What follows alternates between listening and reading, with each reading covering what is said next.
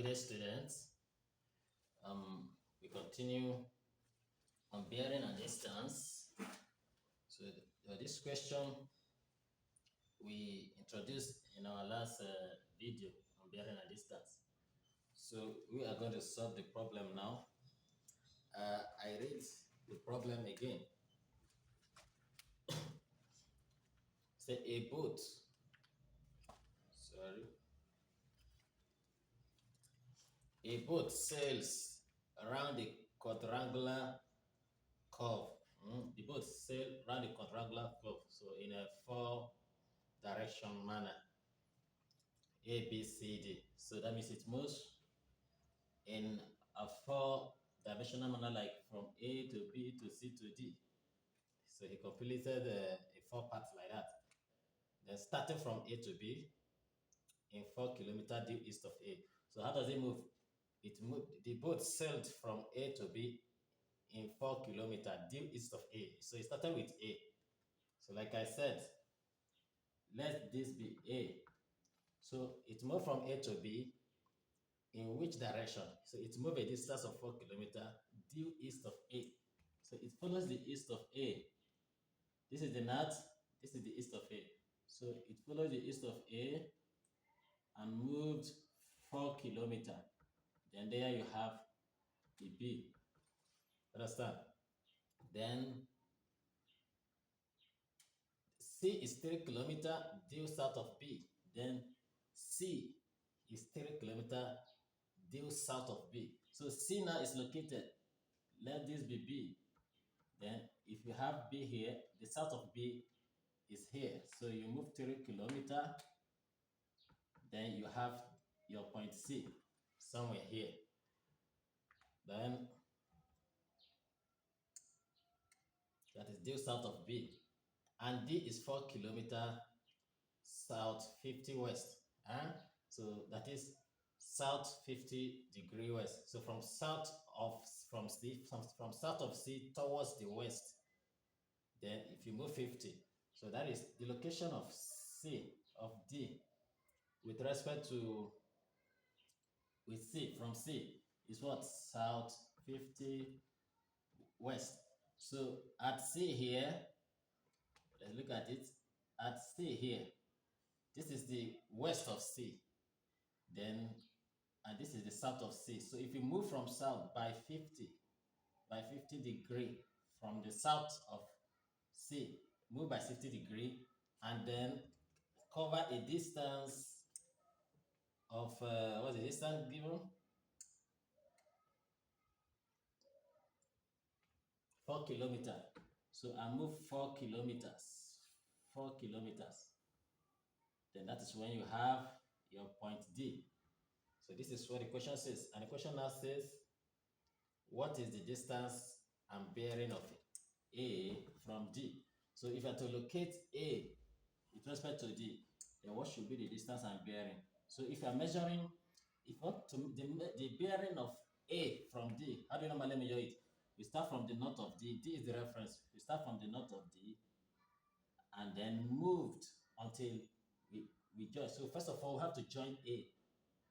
We join A. So let's bring A outside here. We have to join A. If you are joining, take note. This is the point, the middle. So we have to join A and B and D because this will be the line connecting them. Then we join them like that. So the bearing would have been how much you have to turn from the north of D until you get to this line. So you can see. So the bearing is almost a whole circle with exception of this. So which means if you need to calculate this angle you have to move from the north of D up till the line connecting D and A. So that will be the bearing of A from D. So let's call this angle theta, and this is the bearing of A from D. So that is the angle we are going to look for. And also they say the distance as well. Both the bearing and the distance. So the bearing is the angle, then the distance is the length of the line connecting the two. So which we can call, in this case, let's call it S kilometer. So we'll be looking for S and this is theta. So now let's look at the shape. The shape is a quadrilateral, a four-sided shape. So we can break it into a triangle and conveniently solve for s at this angle. But let's look at something. So this bearing theta should be equals to 360 degree, because the whole of the angle, if the whole is completed now from the north to the north, is 360 degree angle at a point. So the only thing is this: if you know this angle, let's call this alpha. If you know this angle alpha and subtract from 360, that will give us the bearing. But this angle is not known, so that means we have to find a way of getting that angle. So that is the job. So we are going to do. So we have to look for a way of getting that angle. So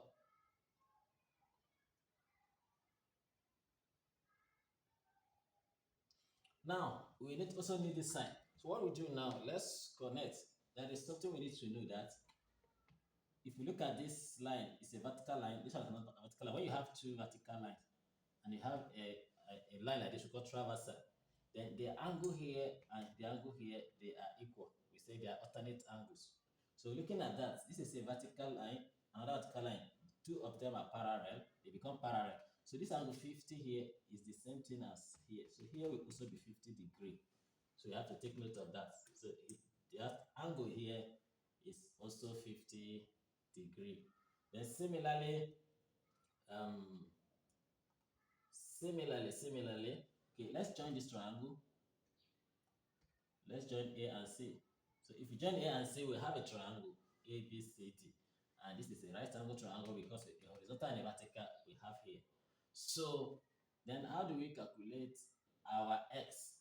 Our s, okay, we have, if you are considering this triangle, there are two triangles now, here and here.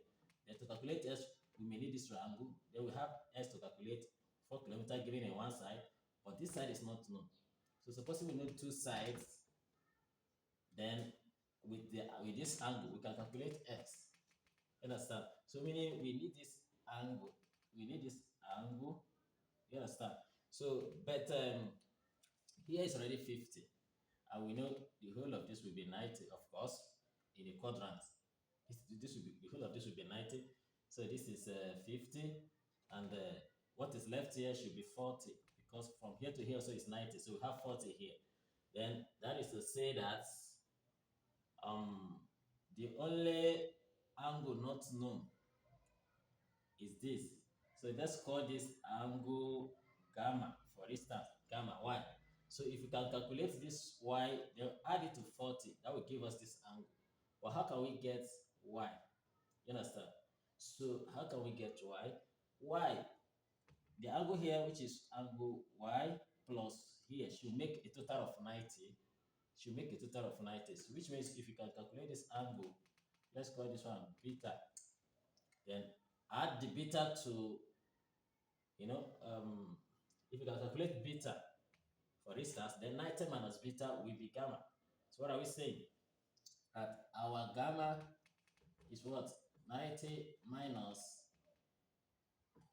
beta. So if we remove this from this, then we're going to have our gamma. Then now add gamma to 40 to get this angle ACD that will enable us to calculate us using cosine rule. So what we do now is we're going to apply applying Pythagoras theorem. I'll just shorten it, Pyth theorem, to triangle. Which triangle? ABC, the right angle triangle ABC, because it's a right angle triangle, so we can apply the Pythagoras rule. Why? To determine, okay, this side. There are two things you're going to do. First of all, if you know this angle with just a known side and one side, it may still be difficult for us to calculate S. So we also need side AC. So if you apply Pythagoras theorem, maybe we'll be able to determine side AC. If you do that by Pythagoras theorem, the longest side of this triangle, which is AC, the hypotenuse, the square of it, the square of the hypotenuse should be equal to the sum of the square of the other side. That is AB square plus BC square. So AC square is what you are looking for. We don't know. You understand? So let's retain it as AC square. Then AB is 4 kilometer. Then this is 3 kilometer. So we have 16 plus 9, which gives us 25. Then if you take the square root of 25, sorry, this gives us 25. If you take the square root of 25, then AC will be 5. So which means this is 5. So having gotten 5, so it is easier for us to use these two sides to calculate this, but we need this angle before we can do that. You understand? Mind you, you are still trying to find the side. So maybe what you are doing now, you are trying to find S, the distance to find S. Now, having gotten this, we need this, like we said, angle gamma to add to 40 to make this angle.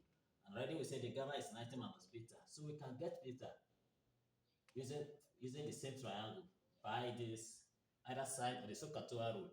So if you're looking for this angle, we can make use of this side and this side, the opposite and the hypotenuse, which is sine. Opposite to hypotenuse is sine, because the opposite of this angle is this. The hypotenuse is the longest side. So we have 4. So we can say sine of beta is opposite, which is 4, over hypotenuse, which is 5. So this gives 0.8. So to find the beta, then you take the sine inverse of 0.8. So in your calculator, you press the arc sine of this, sine inverse of 0.8. I think if we do that, it should give, what does it give?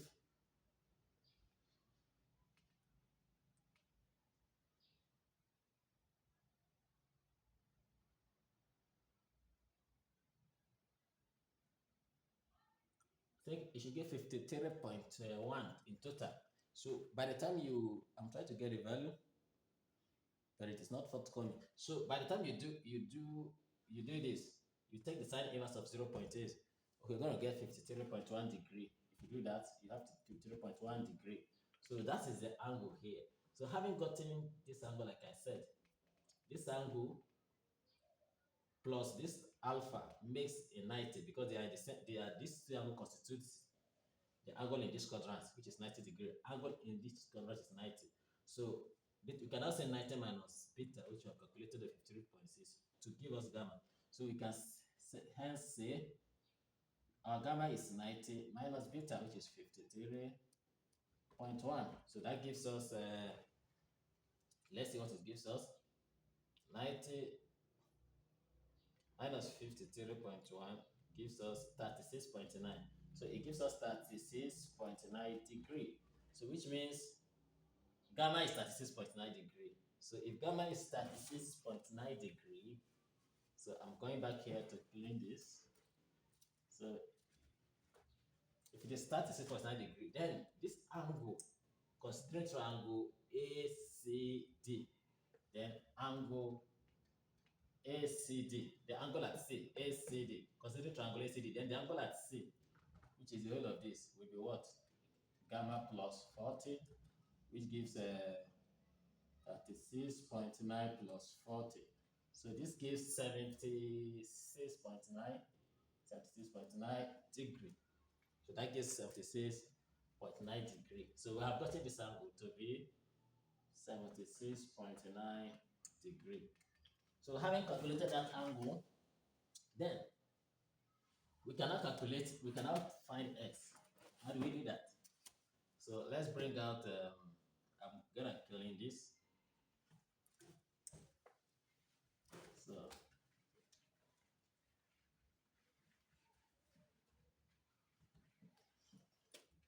So considering triangle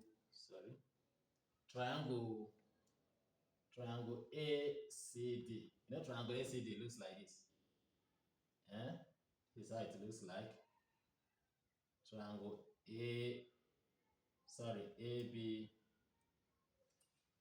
ABC, not ACD. Or ACB, sorry. This should be B. ACB.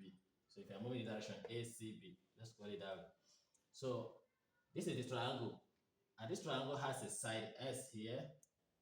It has 4 here and 5 here already calculated, and the angle here is calculated to be 76.9 degree. So with this triangle, we are looking for S. We have two known sides, then and an included angle. So it is easier for us to use the cosine rule. So in this way, cosine rule will now be our S square, the square of the side you are looking for, then the sum of the square of the other two sides, that is 5 square plus 4 square, then minus 2 times the other two sides, that's 2 times 5 times 4. Then cos what? Cosine of the angle, 76.9 degree. That's that. So that this will be 25 plus 16, 2 times 5, 10, 10 times 4, 40. Then cosine of 76.9, if we do the cosine of 76.9, when I did it, what do I have? It's 0.2267. So 0.2267. So this 25 plus 16 gives 41. Then minus 40 multiplied by 0.2267 should give us approximately 9. So it will give us something approximately 9. So this gives us 32 as our S square. All these are S square. So we're looking for S not 32. So we'll take the square root of 32. So square root of 32 is like square root of 16 times 2.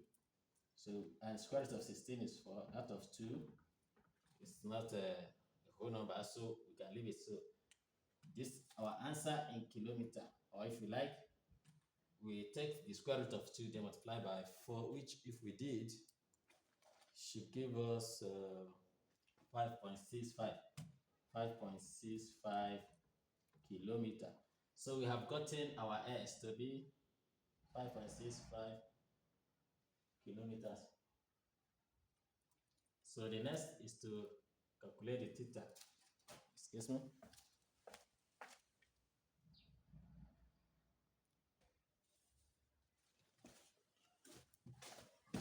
So we've gotten our S, that is the distance of A from D.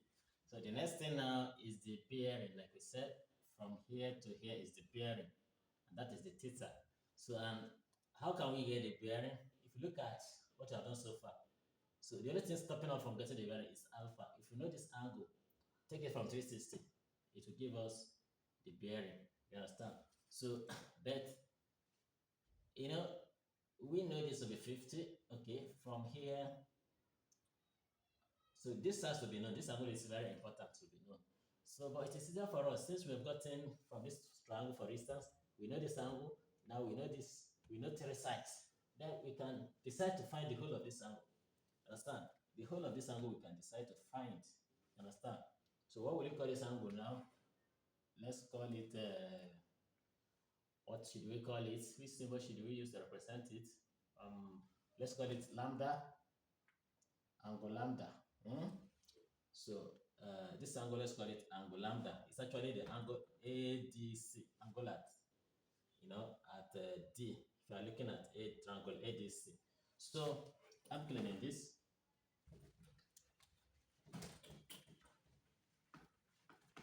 So if I bring out triangle ADC, so how does it look? Triangle ADC is this.